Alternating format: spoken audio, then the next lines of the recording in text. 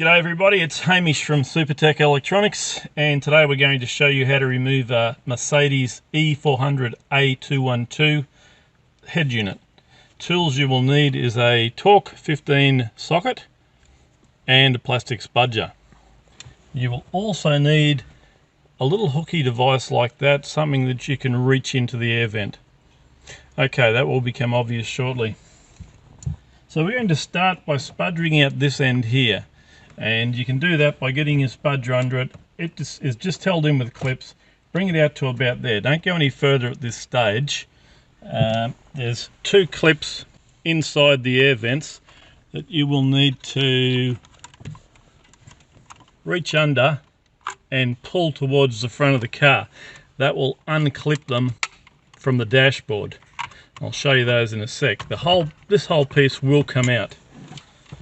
Okay, so the two pieces you need to unclip are these guys on the side. You're reaching in and you're pulling them towards the front so that they can unlatch from the dashboard. And this will be held in with 3 electrical cables.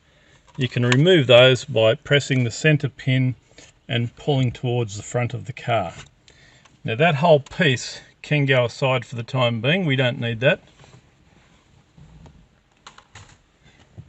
And this is where the torque 15 socket will come in handy. It's got to be a right angle because you've got to get into these guys here and you've got to loosen them and keep going. They'll feel very loose, but keep going until they're completely loose. And you'll understand when they're loose enough because the whole unit will come out very easily.